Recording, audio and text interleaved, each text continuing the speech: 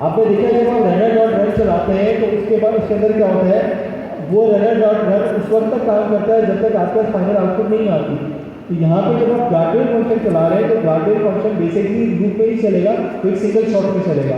तो हमने कहा कि ये जो रिटर्न करेगा ये फाइनल आउटपुट रिटर्न करेगा, मजीद इसको बार बार एलएल को नहीं भेजेंगे। तो जो रिटर्न हुआ हमारे पास गार्डवेल फंक्शन आउटपुट, उसकी आउटपुट की इनपुट क्या है, रिजल्ट और फाइनल आउटपुट, मतलब जो उसने जवाब दिया वो फाइनल है।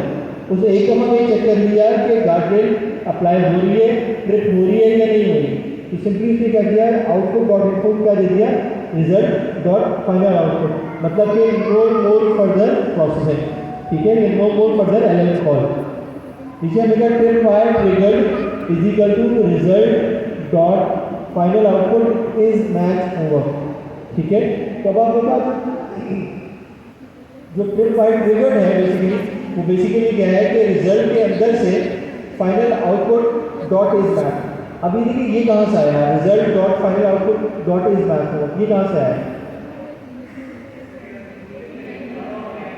बेसिकली देखिए ना, ये बाकी तमाम चीज़ें समझ आ रही हैं, लेकिन हमारे पास आपके पास जो गार्डवेल फंक्शन है उसके अंदर इस मैच होमवर्क टाइप की कोई चीज़ ऑब्वियसली नहीं होगी ना क्रिटिकल। ये बेसिकली जो हमने ऊपर शुरू में हमने जो आइडेंटिटी की क्लास बनाई थी जिसके अंदर हमने बताया था इस मैच होमवर्क जिसकी टाइप है बूलियन। तो इसका मतलब है कि हमें इसके अंदर क्या रिटर्न होने वाला है, ट्रू या फॉल्स। तो हमने यहाँ पे ये ले लिया है कि इस आउटपुट के अंदर हमारे पास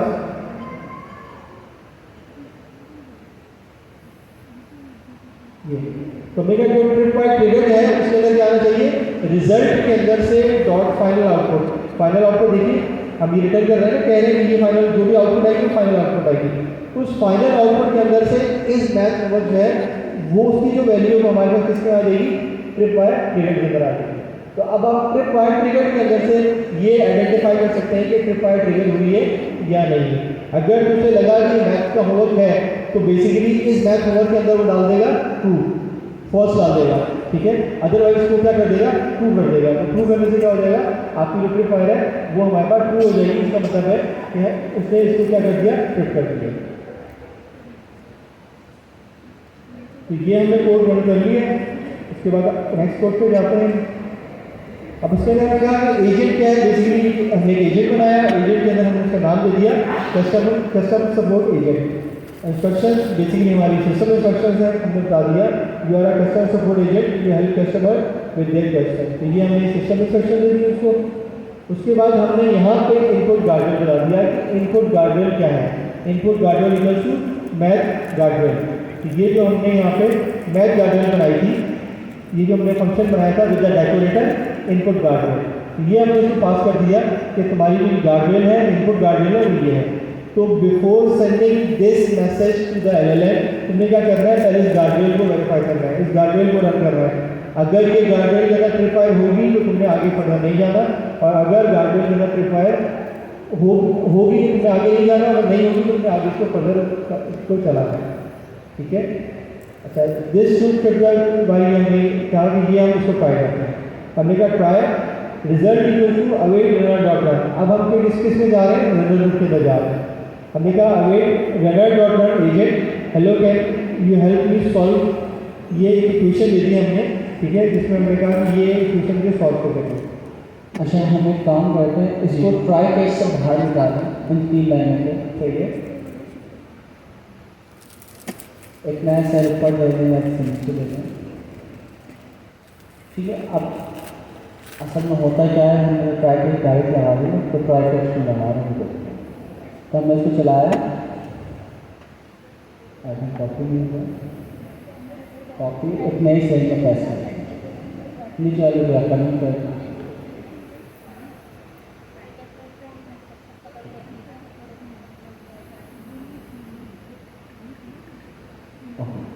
अच्छा। अब ऊपर वाला डायरेक्ट हमने कोड लिखा हुआ, एक नॉर्मल एजेंट बनाया, उसको रनर से चलाया। कौन सा एजेंट चलाया दोस्तों, जो कस्टमर सपोर्ट का। कस्टमर सपोर्ट खुद जो है गार्डवेल के तौर पे पुराना वाला जो फंक्शन है जो अभी ऊपर हमने बनाया उसको गार्डवेल के तौर पे चला के आगे जाना है जाना डिसीजन मेकिंग करेगा। अच्छा, अब इस कोड को जब हम चला रहे हैं कि नॉर्मल एजेंट से हमने कहा कि हमारी मदद करो 2 प्लस यानी x कॉलन 2x + 3 = 11, तो वो क्या ये है या नहीं। इस कोड को जब हमने चलाया, क्योंकि अब क्या हुआ, रनर रन सेट कर अवेट हटा दें, तो रन अंडरस्कोर अंडरस्कोर सिंक। ठीक, अब चलें, अब चेक करेंगे क्या रहे हैं नीचे, अरे नीचे उतार रहे हैं, क्या हुआ, guardrail didn't fit, this is unexpected. ठीक है, तो गार्डवेल आपका आगे दिखे है, क्या कह रहे हैं, गार्डवेल इनपुट, गार्डवेल फिट, फिगर रिक्वायर्ड। अच्छा और कुछ इन्फॉर्मेशन आ रही है मुझे, बस ये डेटा आ रहा है, ठीक है, कि भाई गार्डवेल जो है वो क्या हो गया, ट्रिप वायर। इसका मतलब क्या है, हमने एरर रेज करवा दिया, गार्डवेल से काम कर दिया ना कि आप ये काम ही नहीं कर सकते, यूजर को वहीं रोक दिया, मैथ की प्रॉब्लम सॉल्व नहीं करवा सकते। इसी सवाल को जरा पूछो उसका फाउंडर ऑफ पाकिस्तान,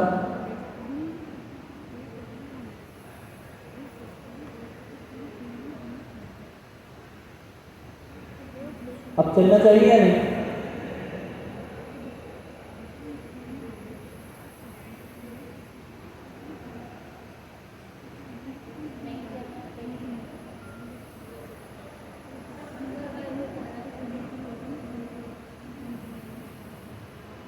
देखें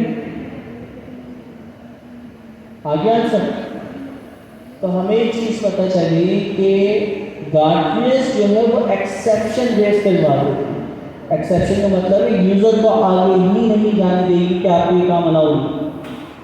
आप यूजर अपनी मर्जी से एक्सेप्शन वाला हैंडलिंग करना चाहे, किस तरह की गार्डवेल्स आए, हमारे डेवलपर उसको इस्तेमाल करना चाहे तो कर सकते हैं। तो गार्डवेल्स बहुत ही ज़्यादा इंपॉर्टेंट है, ठीक है। अच्छा अब इसको डीप डाइव करें तो ये चला कैसे, सबसे पहले अच्छा हम जब वो मैथ के सवाल को ऊपर वाले को कमेंट अनकमेंट करिएगा, नहीं पे ऊपर वाले को लाइन पर अनकमेंट करें, रेड लाइन तो नहीं आ रही, ठीक है। अब इसको हम चलाएंगे तो दोबारा एरर आ जाएगा, यह हमें कंफर्म करना है। अच्छा अभी हुआ क्या, आपने जो लिखा hello can you help me to solve this math equation, ये सवाल उठ के, क्योंकि हमारा ये जो एजेंट है, एजेंट कौन सा, लाइन नंबर 3 के अंदर ये एजेंट, और इसको तो हम कंट्रोल से क्लिक करेंगे ऊपर है, तो ये जो एजेंट बनाया हुआ है ये आपके पास कस्टमर सपोर्ट वाला एजेंट, ठीक है। तो कस्टमर सपोर्ट वाले एजेंट पे आइएगा, ये सवाल जाएगा कस्टमर सपोर्ट एजेंट के पास। एजेंट क्या करता था, एलिमेंट को डायरेक्ट भेज दिया करता था। अगर गार्डवेल को आप कमेंट कर दें, ठीक है, गार्डवेल को अगर आपने कमेंट कर दिया तो इसका मतलब क्या है, अगर अब हम चलाएं नीचे आते हैं तब चल जाएगा, ठीक है, अभी चलेगा, और ये इसका सोल्यूशन जो है हमें निकाल के दे देगा आंसर के अंदर। अब क्या हुआ, एरर क्या है, मॉडल ओवरलोडेड ट्रायल लेटर, वो लिमिट राइट होती है, तो दोबारा सब चलाते हैं और जो मतलब मॉडल के नाम जो है वो चेंज करते हैं, ठीक है। चलिए देखिए दोस्तों आंसर आएगा उसको प्रूव कर। अच्छा अब हम क्या करते हैं, ये नॉर्मल था, हमने ये सिस्टम बनाया था PIC की हेल्प के लिए, लेकिन स्टूडेंट क्या करवा रहा है, अपने मैथ्स के काम या अपनी मर्जी के काम करवा रहा है। हम कह रहे हैं इस चीज़ को हम रोक दें, मैथ्स से रेलिवेंट आप इसकी मदद भी करें, होमवर्क, ठीक है, तो होमवर्क से रेलिवेंट आप इसकी मदद नहीं करें। अच्छा अब हमने क्या किया, उस काम के लिए एक फंक्शन बनाया, जो कि लाइन नंबर 4 में फंक्शन का नाम क्या है, मैथ गार्डवेल्स। ये एक फंक्शन है, ये फंक्शन एलिमेंट को रिक्वेस्ट भेजने से पहले चलेगा। अब इस फंक्शन को एक्सप्लोर करते हैं, ये जो गार्डवेल का फंक्शन है ऊपर अगर हम आए तो ये फंक्शन हमने खुद बना, जो कि इनपुट गार्डवेल्स के जरिए डेकोरेटेड के जरिए फंक्शन बनाया गया। इस फंक्शन का आउटपुट की टाइप है गार्डवेल फंक्शन आउटपुट, और ये खुद क्या कर रहा है, लाइन नंबर 15 के अंदर या 16 के अंदर ये किसको रिक्वेस्ट भेज रहा है दोस्तों, ये भी एलिमेंट से काम कर रहा है। यानी हमारा एक जो नॉर्मल एलिमेंट है वो चलने से पहले एक फंक्शन चलता है, वो फंक्शन खुद आपके इनपुट को लेके एक एलिमेंट से गुजरता है, और वो एलिमेंट जो है हमें स्ट्रक्चर आउटपुट देता है। स्ट्रक्चर आउटपुट किसमें देता है दोस्तों, स्ट्रक्चर आउटपुट 2 कॉलम हमें देता है, इफ मैथ होमवर्क और दूसरा क्या है, रीजन। ऊपर हम देखो मैथ क्लास जो बनाई हुई है इस मैथ होमवर्क, और दूसरा क्या है रीजनिंग। ये दो वेरिएबल के अंदर मुझे आंसर देता है स्ट्रक्चर, और स्ट्रक्चर आउटपुट अभी हमने देखा था बिजनेस और बिजनेस उसको फाइल। तो हमने कहा कि आप क्या करो कि जो फंक्शन ये स्ट्रक्चर आपको रिटर्न करेगा कौन सा है दोस्तों, गार्डवेल एजेंट। तो आप यहाँ पे देखें हमने इस फंक्शन के अंदर गार्डवेल एजेंट चलाया और उसको इनपुट दिया कि यूजर का इनपुट और कॉन्टेक्स्ट हो तो कॉन्टेक्स्ट में दे देते। तो जब ये सारी चीज़ें हमने दी और जो उसका आंसर आया ट्रू एंड फॉल्स से हमने डिसीजन मेकिंग ले ली कि गार्डवेल्स है या नहीं। तो वो ट्रू एंड फॉल्स अगर आप click wire is equal to 2 कर लाइन नंबर इसके अंदर लाइन नंबर 21 में इक्वल टू के बाद लिखें 2 और हैश का साइन लगा दीजिए। ओके ये कर लिया आपने। अच्छा प्रॉब्लम समझिए अब क्या होगा दोस्तों, मैंने इसे क्या कर दिया है ट्रू। अब मैं इसको जब भी चलाऊंगा क्या प्रॉब्लम होगी, इस कोड को ओवरराइट करके नीचे चला दें, इसको भी चला दें, नीचे वाले एजेंट के कोड भी दोबारा चलेगा नॉर्मल एजेंट का। सेकंड में चलाया कंट्रोल शिफ्ट, इसको भी हमने चला दिया कंट्रोल शिफ्ट। अच्छा अब मुझे बताएं, मैं इससे दूसरा वाला सवाल करता हूँ, who is the founder of Pakistan, क्या ये चलेगा, क्या आंसर देगा, एरर चला के दे, who is the founder of Pakistan, code चलाया क्या गया एरर क्यों भाई, मैं तो नॉर्मल सवाल पूछा मैथ का वही क्यों, क्योंकि गार्डियंस में आपने कह दिया है ट्रू, गार्डियन एरर जनरेट करवाओ। तो जब भी गार्डियन फंक्शन कॉल होगा वो कहेगा एरर जनरेट।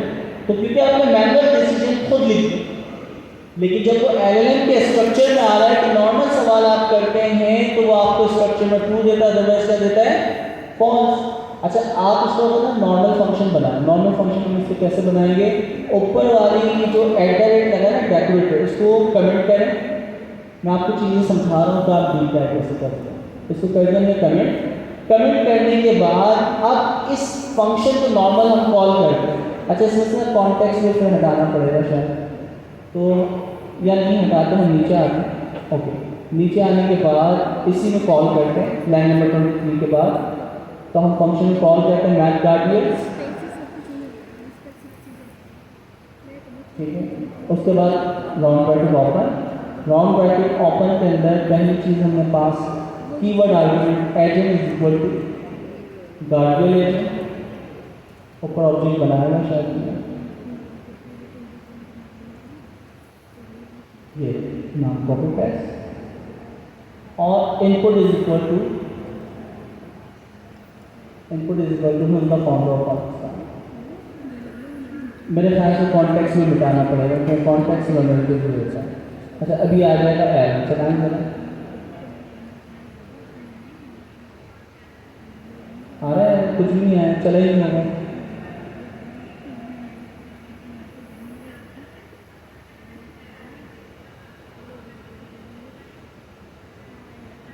अच्छा नॉर्मल अगर डेकोरेटर लगा के चलाएं चलता है नहीं, कॉल करता है देगा तो गलती नॉर्मल लेट्स ठीक है। तो अब चलाएं एरर, इसको चलाने के लिए हमें क्या करना पड़ेगा, एक तो कॉन्टेक्स्ट हटाना पड़ेगा लाइन नंबर 14 में, तो लाइन नंबर 14 में कॉन्टेक्स्ट हटाते हैं CTX colon runner contacts, हाँ इसको रिमूव कर नहीं इसको वही कंट्रोल जी करें, और एजेंट से पहले जो कॉमा लिखा हुआ है उससे लेके पीछे तक CTX तक डिलीट करें, कॉमा भी रिमूव करें अपने पीछे वाले ठीक। अब इनपुट में एजेंट जा रहा है, गार्डियन वाला जो इनपुट उसको हटा दें लाइन नंबर 12 कमेंट कर दें हटा दें। अच्छा अब उसको नॉर्मल कॉल करें, अब चल जाना चाहिए, चलाते चल जाएगा चलिए। अच्छा अब ये इंपॉर्टेंट चीज़ तो नॉर्मल हमने फंक्शन बनाया जिसके अंदर इनपुट हम दे रहे हैं और वो एजेंट के रनर से चला रहे हैं। स्ट्रक्चर आउटपुट में क्या आ रहा है, अच्छा स्ट्रक्चर आउटपुट में अभी 2 ऑब्जेक्ट आ रहा है, एक काम करिएगा ऊपर है यहाँ पे आप करें ऊपर आके लाइन नंबर 17 के अंदर प्रिंट रिजल्ट करें। क्या? अच्छा, रिजल्ट डॉट फाइनल आउट। ठीक है, एक टैब आगे कर दीजिए लाइन नंबर 18 आई थिंक एक और होगा। ठीक है, कंट्रोल जी करें। ठीक है, ठीक है, ओके, चला मतलब आंसर देखकर नीचे आया नहीं, दोबारा चलाए क्यों नहीं आया? मैथ क्योंकि आउटपुट के टाइप हुआ है लेकिन प्रिंट होना चाहिए। ठीक है, नीचे वाला जो रिटर्न टाइप है वो हमें कमेंट करना पड़ेगा और आउटपुट की टाइप एनी करना पड़ेगा। आउटपुट की टाइप जो है लाइन नंबर 15 है, इसको एनी लाइन नंबर 15 एनी कर दें एन वाई या इसको हटा दें, मुझे एस टी आर कुछ भी कर दें। कॉलन से पहले ये जो इनपुट गार्डर लिखा नहीं इसको बताएं, 3 के निशान के बाद एस टी आर करते हैं।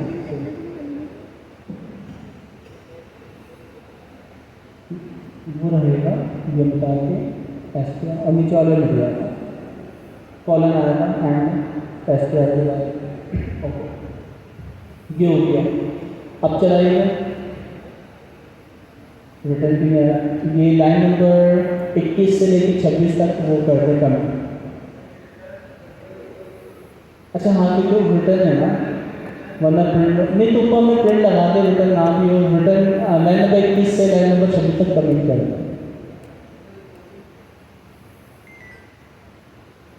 अब चलाएं, ये कह रहा है math guardrail add continue object decorated है, ऐसा तो डेकोरेटेड रिमूव कर दें। वेट हाँ, उसको ही कमेंट करेंगे ना कैसा है। लाइन नंबर 17 को हम कमेंट करें, ये चलेगा नहीं तो बेचारा कैसा है। अब देखें अब क्या हुआ। मुझे लगा मेमोरी में कुछ ऐसा result is equal to final output. अच्छा हाँ, मुझसे कि एस कॉन्टेक्स्ट आ रहा है ना, कॉन्टेक्स्ट का वेरिएबल ही बेचारा, तो वो भी हटेगा। अब देखते हैं अलग अलग चल जाए क्या मसला हो गया मेरे टी कौन सा डेकोरेटर बिल्कुल ही हटा दें, लाइन नंबर 12 डिलीट करो। अब चलो कमेंट किया है बता नहीं, continue object math guardrail and this who is the founder. Okay, आपके पास कोड चल रहा है या आपके पास प्रिंट करवा रहा है, क्या मसला है?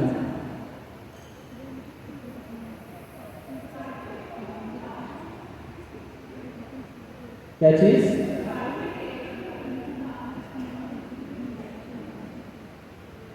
अच्छा, नॉर्मल प्रिंट तो होगा, इससे पहले नहीं होता है। इस रिजल्ट से पहले लगाइएगा, तो इससे पहले किया नहीं, इससे ऊपर वाले रिजल्ट से पहले फंक्शन कॉल ही क्यों नहीं हो रहा भाई? तो कॉल तो प्रिंट आना पर्सन। अब देखें तो नॉर्मल फंक्शन क्यों नहीं हो रहा कॉल, क्या मसला है इसमें दोस्तों?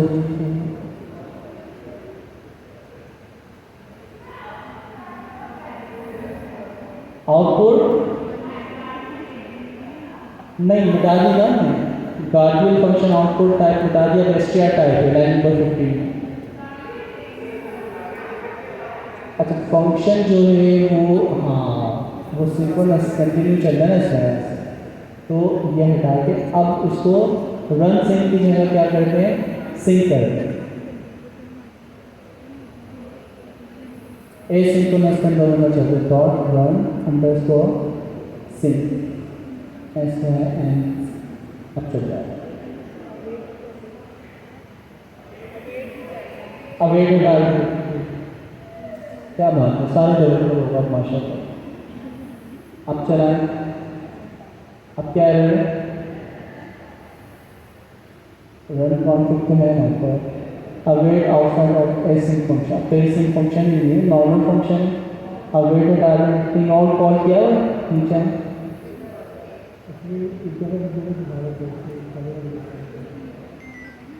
एरर क्या होगा, एरर तो पढ़ने में पता चलता है नीचे चलिए। अच्छा आंसर देना है। देखिए दोस्तों, अब जो इम्पोर्टेंट चीज़ है फाइनल आउटपुट के अंदर ऑब्जेक्ट आ रहा है मेरे पास, इस मैथ की वैल्यू क्या आई है फॉल्स और रीजन की वैल्यू क्या आई है, ठीक है। अच्छा हमारे पास टू मॉडल या डब मॉडल का कोड है जो कि डिक्शनरी में कन्वर्ट कर देता है। तो हमारा जो आउटपुट आ रहा है नीचे ये रिजल्ट लाइन नंबर 20 के अंदर, लाइन नंबर 20 के अंदर ही अगर हम वहाँ लगाते हैं क्या था रिजल्ट ऑन डंप मॉडल या मॉडल डंप, मॉडल चेक कर लेते क्या है राउंड ब्रैकेट ओपन क्लोज चला।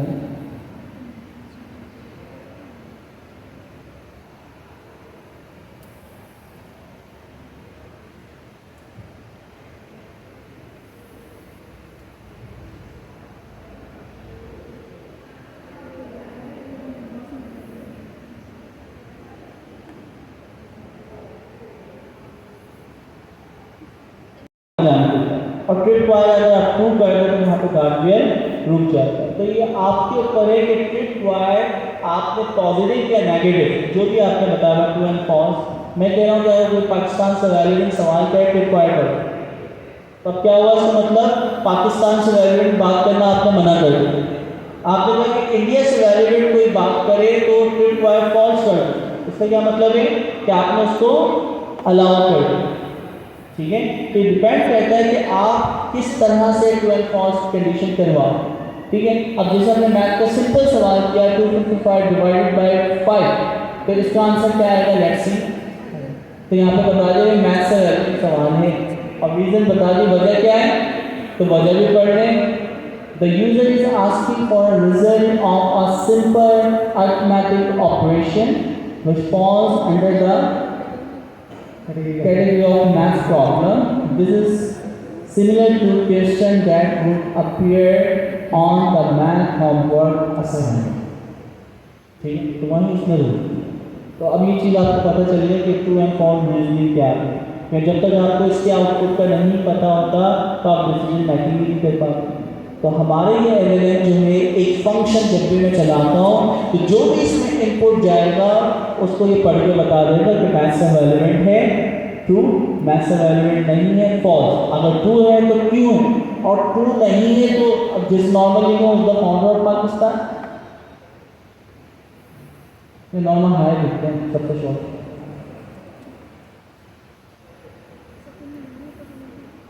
ठीक है, अब ये मैथ से रेलेवेंट है। अच्छा अभी कह रहा फॉल्स मैथ से रेलेवेंट नहीं है, वजह क्या है, the reason is asking for a chemical formula, ठीक है। वजह में बता रहे हैं कि अगर मैंने इसको मैथ से रेलेवेंट नहीं बोला तो इसकी वजह क्या है, क्योंकि इसके पास पीएचडी लेवल का आईटी लेवल है तो ये एक चीज़ को जानता है। तो आपके पास रीजन क्या आएगा। आप 100 से में कुछ पूछना चाहेंगे, दो पूछ।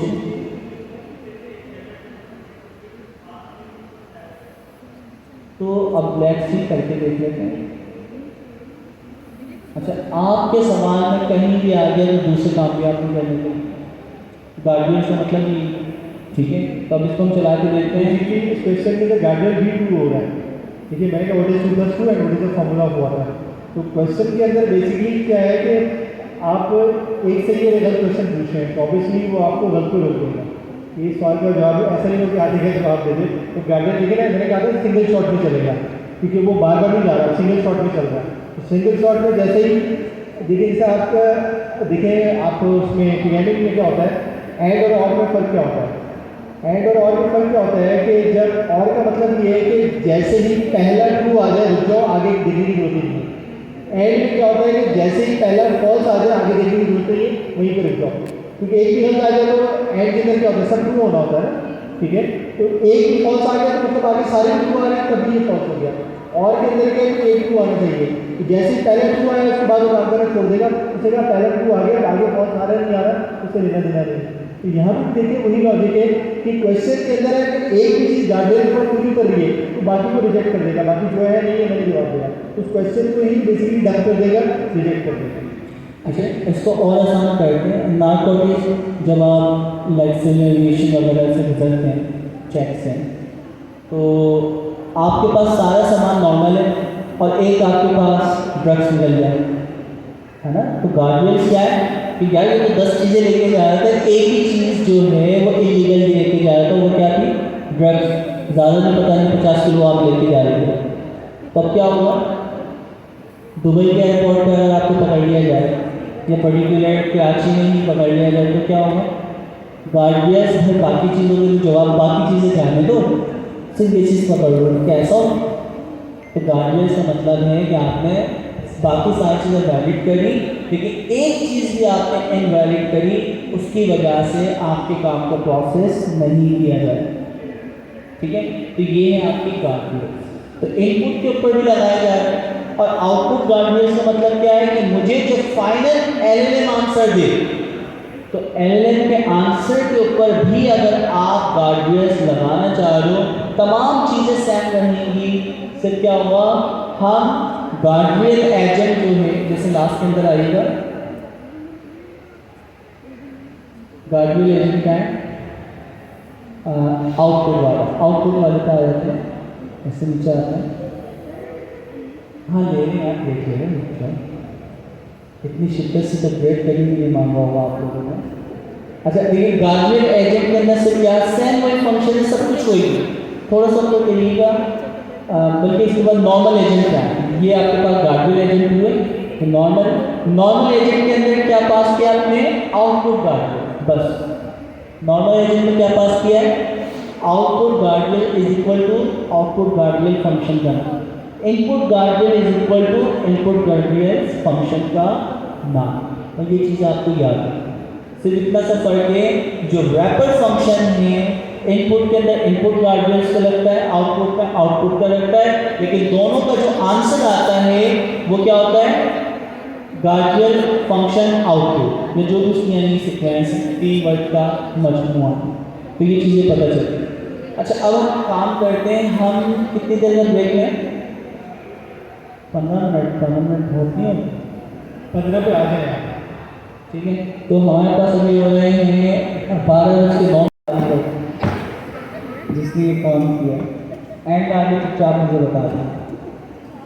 ठीक है, तो कहने का मकसद ये है कि हर जगह आप कहीं भी जाएँ, एजेंट हर चीज़ में आप तलाश कर लें एजेंट, तो एजेंट ही है। अच्छा, अब हम नेक्स्ट टॉपिक की तरफ जा रहे हैं दोस्तों, जो बहुत ही ज़्यादा इम्पोर्टेंट है। आप अपना सॉफ्टवेयर या सिस्टम जो बना के देंगे, जिसको दूसरे लोग इंटीग्रेट करेंगे अपने सिस्टम के साथ, तो हमारे पास वाहिद तरीका है API, एप्लीकेशन प्रोग्रामिंग इंटरफेस। अच्छा, ये API जो हम बनाते हैं ना, बड़ा कॉम्प्लेक्स तरीका होता है।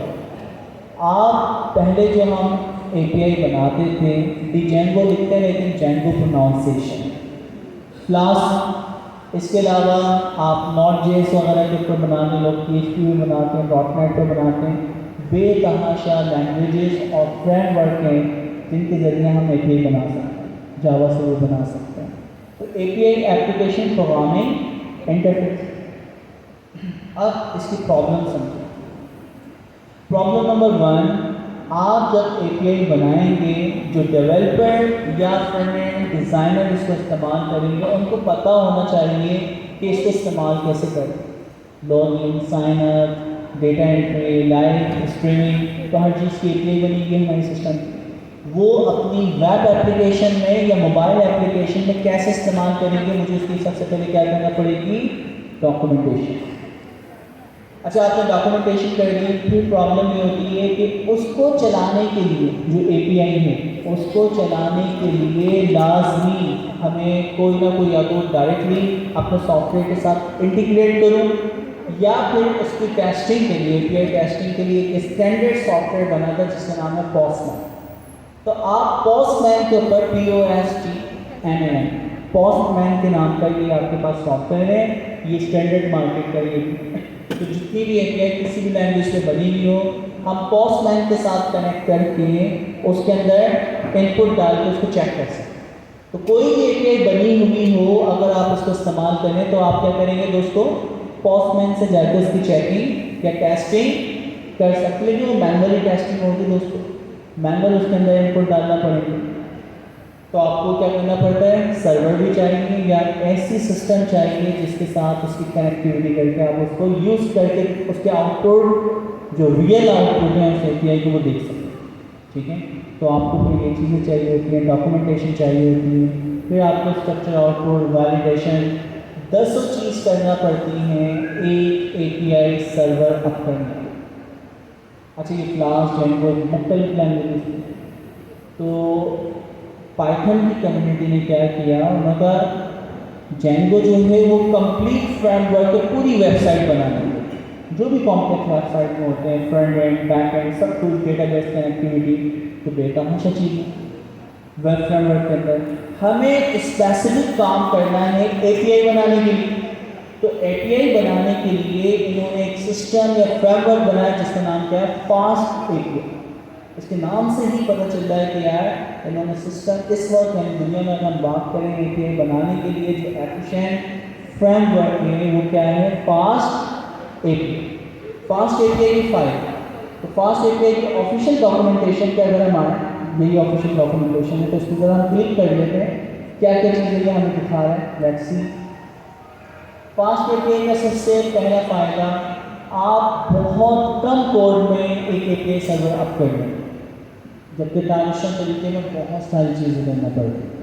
तो चंद लाइन ऑफ कोड से आप उसके देखें फीचर्स, की पॉइंट्स क्या क्या है। द की फीचर आर, तो द की फीचर आर सबसे नीचे हम देखते हैं क्या है। Fast very high performance on par with Node.js, ठीक है, and Go thanks Starlette and Python. अच्छा, बैकएंड के ऊपर इन्होंने जो टेक्निक इस्तेमाल की जिससे स्पीड, डेटा ट्रांसफर रेट, आपकी कम्युनिकेशन जो बहुत फास्ट होती है, तो हमारे पास बैकएंड के ऊपर Next.js और Go के ऊपर लिखी हुई चीज़ें थी। तो स्टारगेट जो है, स्टारगेट अलग से हम लोग करते थे, तो ये कम्युनिकेशन कन्वर्जेशन प्रोटोकॉल वेब के जितने होते हैं इसके ज़रिए बहुत फास्ट प्रोसेस करवा सकते हैं। तो आपके पास क्या था, स्टारगेट, ठीक है, तो स्टारगेट हमारे पास मौजूद था। और पाइडेंटिक अगर मैं थोड़ी देर पहले डिस्कस किया है, स्ट्रक्चर आउटपुट की कंट्रोलिंग, डेटा वैलिडेशन की कंट्रोलिंग पाइडेंटिक से होती है। तो पहले हमें हाई परफॉर्मेंस मिल गई, स्पीड में बहुत ज़्यादा फास्ट, गो लैंग्वेज वगैरह के ऊपर हम करते हैं। अच्छा, फिर उसके बाद fast to code, increase the speed to develop feature by about 200 to 300%।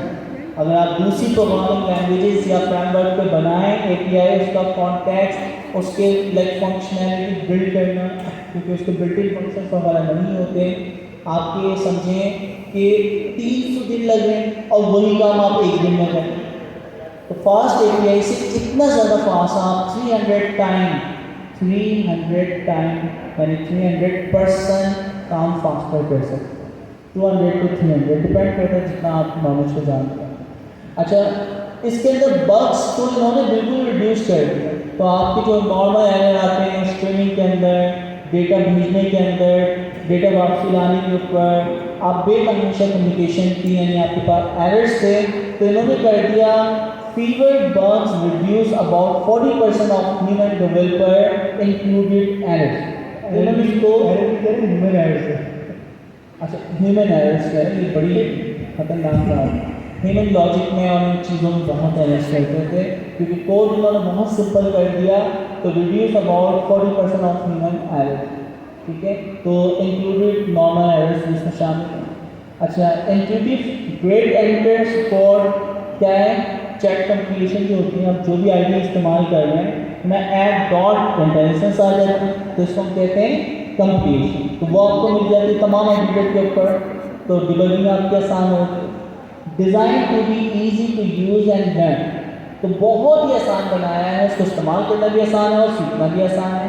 Less than reading docs, बहुत कम टाइम में आप इसको सीख लोगे, थोड़ी सी डॉक्यूमेंटेशन करके। उसके बाद क्या है, शॉर्ट क्या है, minimize for decoupling multiple features from each parameter declare fever curve. तो सारी चीज़ों को मैं यानी डीकपल करके छोटे चंक में फंक्शंस में लिखा हुआ है। आप एक एक कंपोनेंट को देख सकते हैं और उसकी डिबगिंग करना, उसकी एरर सॉल्व करना भी उन्होंने ऑलरेडी कर दी। रोबस्ट गेट प्रोडक्शन रेडी, तो अभी आप कोड जो लिखेंगे वो प्रोडक्शन रेडी। अभी मैं स्टॉप कर दूँ, अभी मैंने आपको दिखाई थी ना एक एक फास्ट एक चलते हैं जिसमें बिजनेस और बिजनेस डिस्काउंट देख लेते हैं। तो आपका सेम कोड यहाँ से मैं कुछ डिप्लॉय कर सकता हूँ, जिंदगी इतनी आसान कर देता है। फिर क्या है, standard base based on and fully compatible with open standard for API. Open API standard की बात हम कर रहे थे, जब हम उसको कनेक्ट करेंगे एलिमेंट के साथ, तो जितने आप एंड पॉइंट बनाएंगे ओपन एपीआई एक स्टैंडर्ड है स्कीमा लिखने का, उसके ऊपर लिख देता है। स्वैगर भी जो आपके पास है, मॉक सर्वर हमारे पास चल रहा होता है, वो इसकी बदल है। अच्छा, फिर सबसे बड़ी बात देखें, open API previously known as swagger, पहले हम उसको स्वैगर कहते थे, अब ये क्या है, जैसन स्कीमा रिटर्न करता है।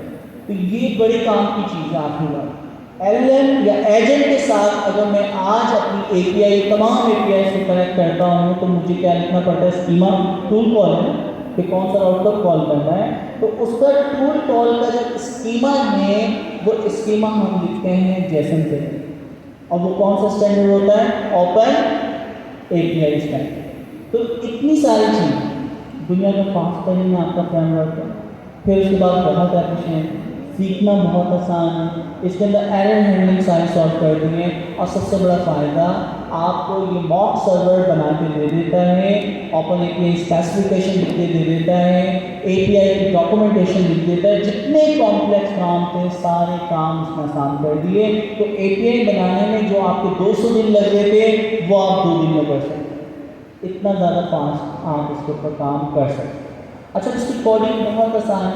हम लोग VS कोड के ऊपर कोडिंग करना स्टार्ट करेंगे यूवी के प्रोजेक्ट के साथ, ठीक है। तो हम क्या करते हैं, सबसे पहले एक फोल्डर बनाते हैं और उसको VS कोड या कर्सर के ऊपर ओपन कर लेंगे।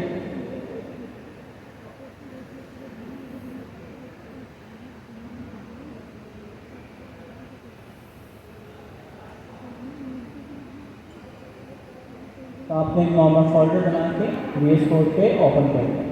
अच्छा, अब इसको यूवी के प्रोजेक्ट से इनिशियलाइज करना है, क्योंकि अभी देखिए ना टनल फाइल नहीं है, तो यूवी का प्रोजेक्ट कैसे इनिशियलाइज करते हैं दोस्तों, यूवी इनिट। तो हम कंसोल में जाके लिखते हैं यूवी इनिट, खुद ही कर देते हैं।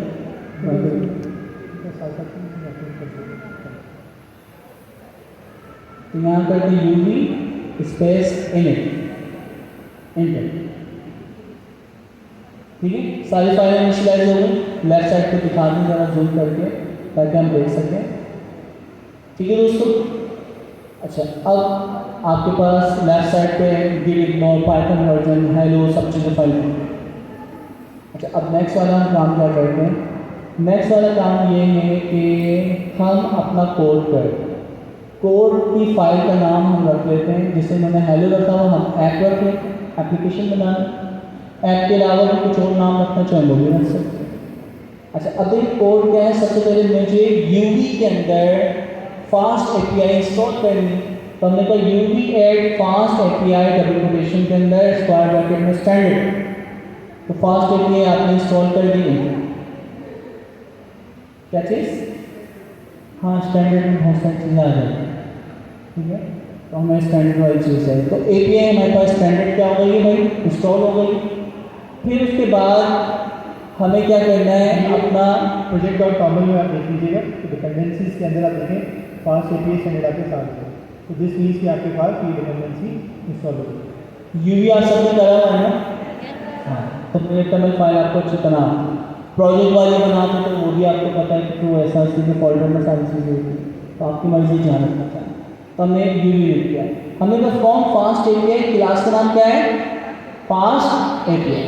अच्छा, आप काम देखें, अब मैंने ऐप के नाम पे क्या बनाया है, एक ऑब्जेक्ट। ऐप के नाम पे क्या बनाया है, एक ऑब्जेक्ट। अच्छा, अब हम क्या चाह रहे हैं दोस्तों, हम चाह रहे हैं एक नॉर्मल फंक्शन होगा, जैसे आपकी वेबसाइट होती है, तो वेबसाइट का मेन पेज होता है, उसको हम कहते हैं बैकस्लैश रूट फोल्डर या रूट पाथ। तो जैसे रूट पाथ आएगा हम कह रहे हैं कि आप रिटर्न क्या करना, print hello this is root. अच्छा, इसी तरह एक और फंक्शन, बल्कि पहले ये चला के देखते हैं इसको चलाने का तरीका क्या है। यूनिकॉर्न से नहीं चलाएंगे, हम इसको चलाएंगे, रिमूव करते हैं, हम चलाएंगे यूवी रन, ठीक है। अच्छा, अब रूल सीखते हैं पहले। रूल नंबर 1, यूवी रन के बाद फाइल का नाम आता है विदाउट एक्सटेंशन। हमारी फाइल का नाम क्या है? मैं नहीं आया तो हम क्या कर देंगे, फाइल का नाम, तो फाइल का नाम हम क्या कर देंगे दोस्तों, ऐप। अच्छा, अब प्रॉब्लम क्या है, ऐप कॉलन ऑब्जेक्ट का नाम क्या है, लाइन नंबर 3 में अगर या 2 में देखें, लाइन नंबर 3 में ऑब्जेक्ट का नाम क्या है, ऐप। तो कॉलन के लेफ्ट साइड पे फाइल का नाम आता है, कॉलन के राइट साइड पे जो आता है वो ऑब्जेक्ट का नाम आता है। तो मैं यहाँ पे जब लिख रहा हूँ यूवी रन, एक सर्वर आपने अब करना है, ऐप आपके पास यानी फाइल का नाम है, और उसके अंदर जो ऑब्जेक्ट है उसका नाम क्या है, ऐप। अच्छा, इसके बाद अब इसमें प्रॉब्लम आएगी, मैं बताता हूँ क्या करना पड़ेगा। फाइल का नाम आप क्या कर दिया आपने, fast_api_app कॉलन, और कॉलन के बाद क्या आ गया, ऑब्जेक्ट का नाम, और उसके बाद माइनस रीलोड लगाना चाहें तो लगा सकते हैं, इसको चला दें। अच्छा, इसके अंदर क्या हुआ कि डायरेक्टली इसका नहीं चलता, फास्ट एपीआई का सर्वर है, तो फास्ट एपीआई को चलाने के लिए यूनिकॉर्न के सर्वर से हमें चलाना पड़ता है। तो हम क्या करेंगे, दोबारा वहाँ पे जाइएगा, अब एरो की दबाएं, इसके एक और नीचे, ओके, यहाँ पे रन के फौरन बाद आएगा यूनिकॉर्न, ठीक है। यूनिकॉर्न ये आपके पास सर्वर चलाने के लिए एक सर्वर, यूनिकॉर्न सर्वर बना, जो आपका एक सर्वर अप होगा और सारे रिक्वेस्ट इस सर्वर के पास जाएंगे। तो फास्ट एपीआई के फ्रेमवर्क है, लेकिन उस फ्रेमवर्क को चलाने के लिए जो सर्वर का नाम है वो क्या है, यूनिकॉर्न, ठीक है। तो अब चला दें, चल गया। चलने के बाद दोस्तों क्या आ गया है आपके पास, ऊपर आएगा लोकल होस्ट का यूआरएल आ रहा है, इस पर क्लिक करें।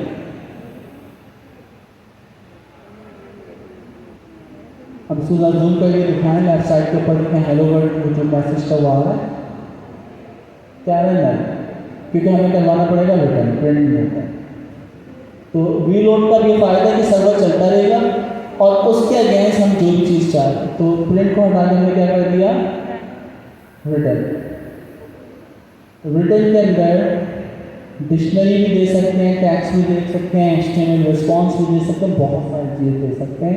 तो हमने सीधा सीधा क्या दे दिया, तो सिर्फ मैसेज की जरूरत नहीं है, डायरेक्टली आपके पास डबल कोटेशन में एक स्ट्रिंग चलेगा। अब कंट्रोल एस करें और वहाँ पे जाके रिफ्रेश करें, देखिए दोस्तों मैसेज रिटर्न हो गया। अच्छा, आपने सिंपल सा काम किया, दोबारा रिपीट करते हैं ताकि आपको महसूस हो। आपने सबसे पहले form fast API import fast API class, तो जरा कोड पे आए, पहला वाला काम लिख लेते हैं, ठीक है। फिर उसके बाद आपने जो फास्ट एपीआई क्लास इंपोर्ट किए उसको इस्तेमाल करते हुए ऐप के नाम का एक ऑब्जेक्ट बना दिया। तो नॉर्मली ऐप के नाम पे ही बनाते स्टैंडर्ड, बाकी कुछ और भी रख सकते। फिर एक चीज़ नोट करें, नॉर्मल एक फंक्शन बनाया जो कि रिटर्न करता है hello this is root, line number 8 के अंदर रिटर्न। प्रिंट तो हम कंसोल में देख रहे हैं, उसकी ज़रूरत नहीं है। तो मेन चीज़ क्या है, लाइन नंबर 8, तो आई थिंक लाइन नंबर 7 को रिमूव कर दें ताकि कम से कम कोड, ठीक है। अच्छा, अब एक चीज़, फंक्शन तो नॉर्मल बना है दोस्तों, है ना, फंक्शन तो नॉर्मल बना, इस फंक्शन को हमें कनेक्ट करना है किसके साथ, फास्ट एपीआई के राउट के जो प्रोटोकॉल हो या एपीआई के जो प्रोटोकॉल हो। हमारे पास कुछ मेथड हैं रिक्वेस्ट भेजने, क्लाइंट से जब सर्वर पर रिक्वेस्ट भेजी जाती है, हम 4 तरीके से इस्तेमाल करते हैं नॉर्मल, इसके अलावा भी होते हैं। तरीका नंबर 1 होता है गेट मेथड। गेट मेथड में आप जो भी डेटा भेजेंगे वो यूआरएल में नजर आए। दूसरा होता है पॉज मेथड, जो भी आप यूज़र नेम पासवर्ड भेजते हैं, क्या आपको यूआरएल में नज़र आता है आपका यूज़र नेम पासवर्ड? नहीं। तो जो भी चीज़ छुपा के भेजी जाती है वो पॉस्ट मेथड से। किसी चीज़ को अपडेट करना हो तो पुट मेथड इस्तेमाल होता है, किसी चीज़ को डिलीट करना हो तो कौन सा मेथड इस्तेमाल होगा? Delete method. तो कुछ मेथड्स हैं, कुछ तरीके हैं जिसके ज़रिए क्लाइंट और सर्वर आपस में क्या करते हैं? कम्युनिकेशन करते हैं। ठीक है, कनेक्ट। इस वक्त अगर मैं ब्राउज़र आपको दिखाऊँ, ब्राउज़र हमारा क्लाइंट है। ब्राउज़र क्या है दोस्तों? हमारा क्लाइंट। इस क्लाइंट के ऊपर ज़रा मैग्नीफाई करके मुझे एड्रेस बार दिखाइएगा ताकि हम सब देख सकें। तो विंडो प्लस टॉप के ऊपर जो यूआरएल विंडो प्लस से हो रहा है, इस यूआरएल को कहीं पे कॉपी पेस्ट करके दिखा सकते हैं।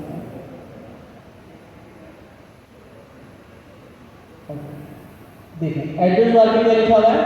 आपके सर्वर का नाम, सर्वर का नाम क्या है? 127.0.0.1 कॉलन, पोर्ट का नाम क्या है?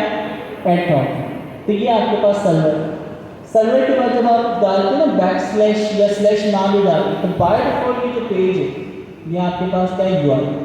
अच्छा, अब ये यूआरएल जब मैंने यहाँ पे ब्राउज़र, तो ब्राउज़र में जैसे डाल के मैं इंटर प्रेस करता हूँ, ब्राउज़र हमारा क्लाइंट है, दो कंप्यूटर है, एक ब्राउज़र, ये ब्राउज़र रिक्वेस्ट भेजेगा किसके ऊपर दोस्तों? आपके यूनिकॉर्न सर्वर पे, इस आईपी एड्रेस पे। तो जब वो यूनिकॉर्न सर्वर पे आती है तो ये रिक्वेस्ट जरा वहाँ होगी, आप कंसोल पे है,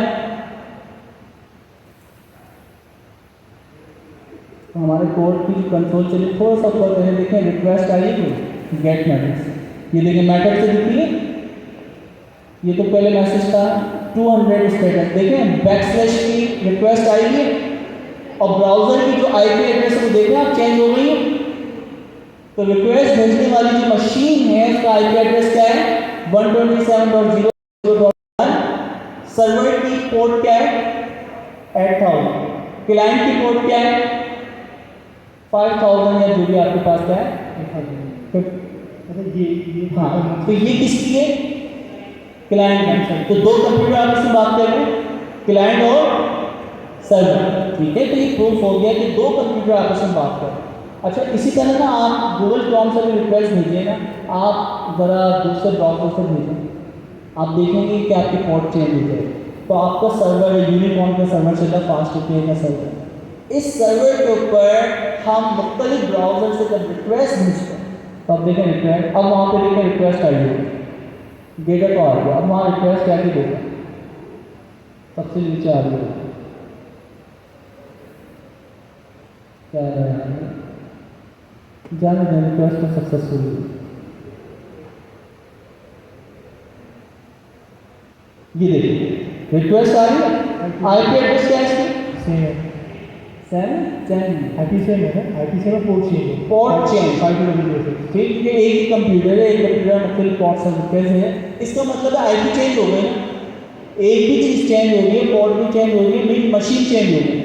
तो हमारे पास जब मैं ओपेरा या दूसरे ब्राउज़र से सफारी से रिक्वेस्ट भेजता हूँ तो उसकी पोर्ट अलग आती है, और इसको मुझे पूरी दुनिया के लिए अवेलेबल करना हो तो क्या करेंगे दोस्तों? लास्ट टाइम टनल देखा था हमने, लास्ट क्लास में टनल देखा था, नहीं देखा था? अच्छा, एक काम करते हैं, इसकी ना पोर्ट को भी फॉरवर्ड कर दें दोबारा से ताकि पूरी दुनिया के लिए अवेलेबल हो जाए। तो हमने क्या किया था लास्ट क्लास में? डॉटेड पे पोर्ट्स पे जाके फॉरवर्ड पोर्ट 8000 इंटर अलाउ,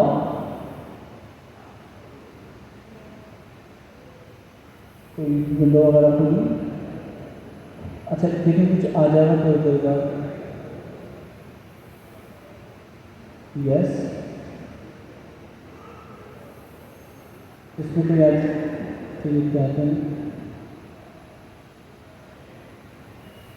अच्छा, अब ये यूआरएल जो जनरेट कर रहे हैं शहजाद, ये आप सबके पास आ जाए और अगर हम प्रूव करते हैं कि आप सब रिक्वेस्ट भेजेंगे, हर बंदे की कंप्यूटर के आईपी एड्रेस मेरे पास आ रहा है। ठीक है, तो आपने एक सर्वर बना दिया जिसे पूरी दुनिया इस्तेमाल कर पाएगी, अलग अलग कनेक्ट हो जाए। लास्ट क्लास में हो गया था ना? अच्छा, तो रनिंग सक्सेसफुली।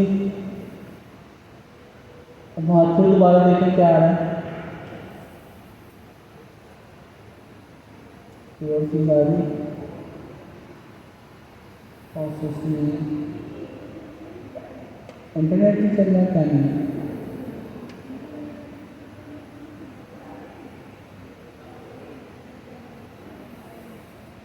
अच्छा, ये चीज़ तो आपको आती है ना, कर लेंगे ना पोर्ट फॉरवर्ड। तो मुझे अगर प्रूफ करना हो ये URL मैं आप सबको दूँ, तो आप सब जब उस URL पर क्लिक करेंगे हर बंदे की कंप्यूटर की IP एड्रेस मेरे पास आ जाता है। ठीक है, तो मीन्स आप सब इस रिक्वेस्ट को, इस सिस्टम को इस्तेमाल कर पाएंगे, बल्कि कर ही लेते हैं ताकि आप लोग जब करें तो ऐसा सिस्टम आप अपने कंप्यूटर को ही इंटरनेट के साथ चैनल बना के पूरी दुनिया के लिए अवेलेबल करें। तो आप अलग चल गया इंटरनेट। अब दोबारा से ये रिक्वेस्ट फॉरवर्ड करते हैं पोर्ट को। ठीक है, वहाँ पे आई थिंक क्या मांग रहा है, कंफर्म एक्सेस का पासवर्ड ही मांग रहा है।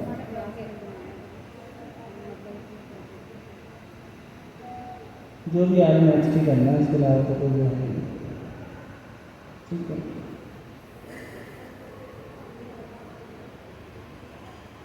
हो गया।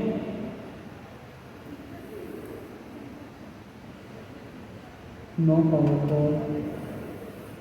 पर जूम आउट करते हैं या दोबारा क्लिक करें पोर्ट फॉरवर्ड पे 8000। ठीक है, another to 8000 the port horse may not be available. करें नेक्स्ट। अच्छा देखें नेक्स्ट के ऊपर कुछ और आ रहा है, नेक्स्ट आ रहा है आना तो चाहिए था नहीं तो दूसरे टैब पे क्लिक करिए, दोबारा इस पर क्लिक करिएगा, दूसरे टैब पे क्लिक करें टर्मिनल पे। अब इस पर आए वापसी पोर्ट पे आते हैं।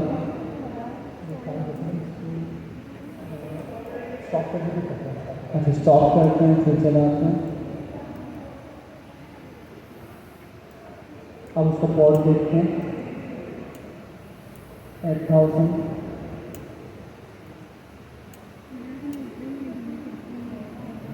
रीलोड हटाना पड़ेगा उसे।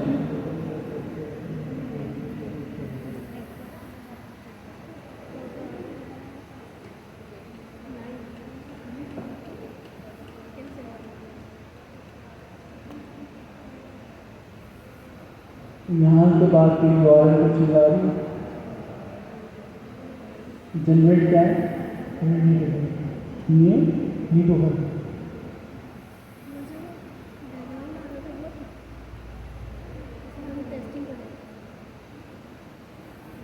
पर्सनल एक्सेस पे वो कंप्लीट नहीं कर पाया है ना। 8000 कोर्स नहीं कर कोड बंद करके खोल लें। पोर्ट 9000 करना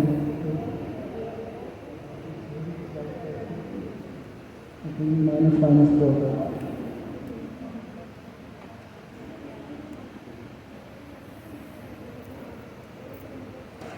कॉलम नहीं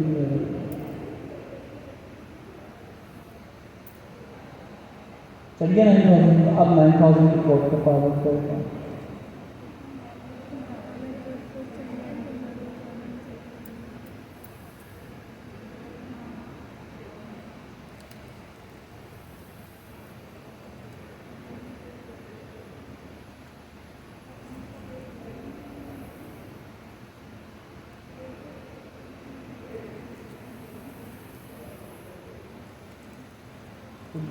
लिखते करना पड़ेगा।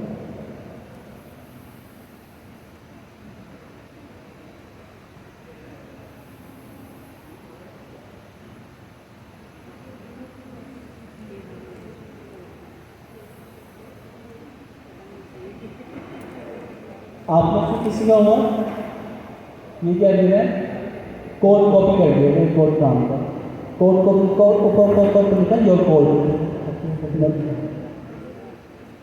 हाँ वो कोड यहाँ पर वो कोड डाल यूज ओके करें कंटिन्यू, वो कोड यहाँ डाल वो नोटिफिकेशन पे आ रहा था वो कोड।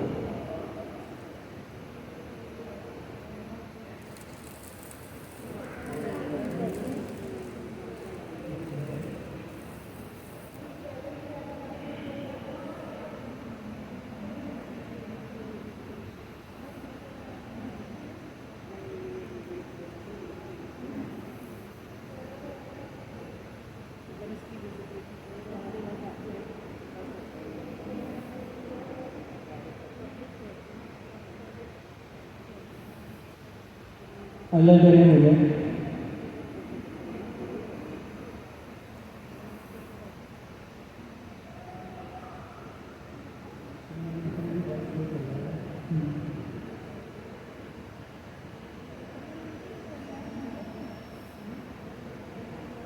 तो इतना भी काम आपको आ गया ना, आप बहुत सारी APIs बना के दुनिया के लिए अवेलेबल कर सकते हैं।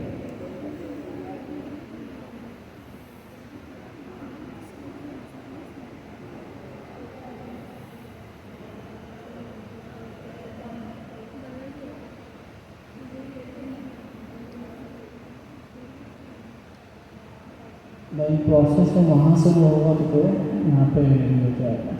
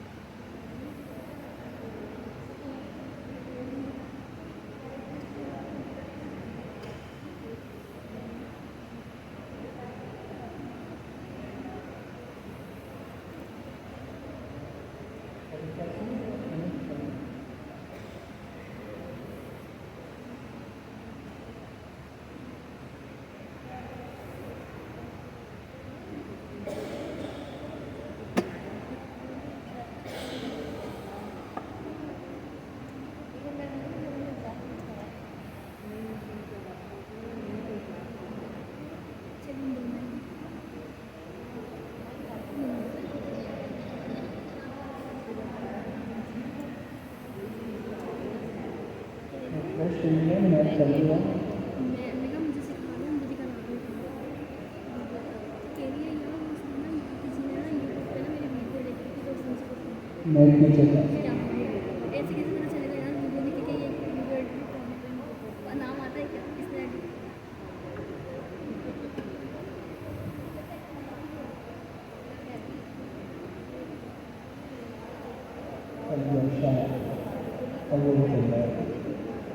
अल्हम्दुलिल्लाह।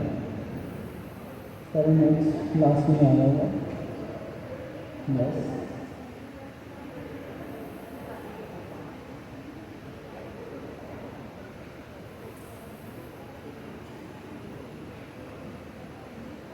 अल्हम्दुलिल्लाह। अब देखिए वहाँ पे URL आ रहा होगा बोर्ड के साथ में।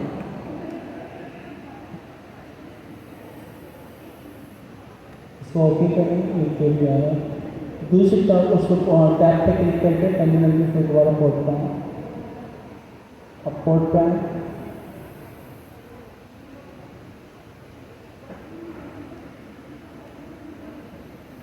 करेंगे port forward you can process number 2 get post की गई। यार तो करना क्या सारी मुझे बता देगा तो हम लोग देख रहे हैं कभी कोई डांस देख रहे हैं एक बार फॉरवर्ड पोर्ट पे क्लिक करिए दोबारा। लगाएगी ना वैसे वैसे महंगी वाली करनी 9000। वाइडिंग वाली अच्छा यार ये पहले हो गया, आपने को आता है लास्ट क्लास में प्रैक्टिस किया था हमने। तो ज़्यादातर हम लोग यूज़ ये काफ़ी लोग मुझे बना के लिंक शेयर करते हैं। हमारे करीब इनकम से सबसे कम रेट में आएगी। अभी जो बिल होगी वो ज़्यादा रेट पर आएगी। अब जैसे वो हमारी करीब करीब निकल रही है तो उन्हें ज़्यादा पैसे लगेंगे।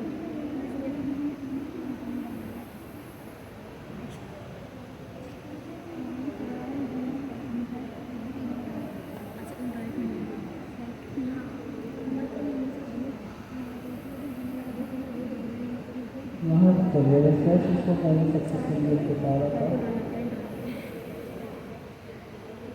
अगर वो 8000 वाली ना करती है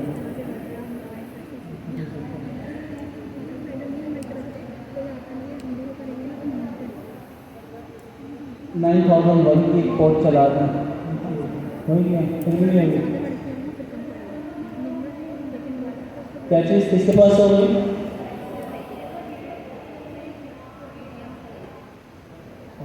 दो तीन लोगों ने हैंडल्स किया, चल गया, क्या बात है, आप सब लकी हैं। अनेबल पे इंटरनेट कोई ना कोई इशू होगा। अच्छा, किसका चल गया? HDMI केबल है लैपटॉप में?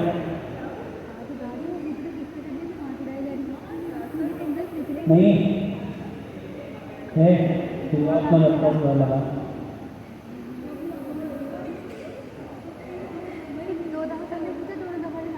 वो बातें करते करते उठा रही है।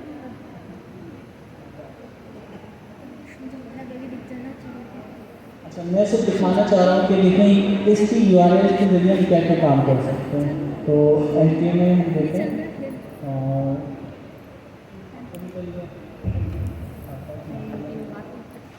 हमका लगता है मैं आपको लगता है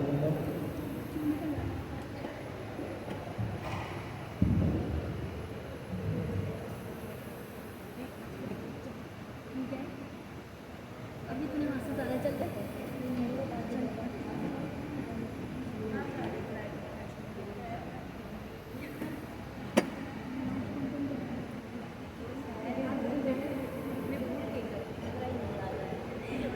अच्छा, अब वो URL जो है हमारा ग्रुप जो है ना व्हाट्सएप का, वहाँ पे शेयर करो।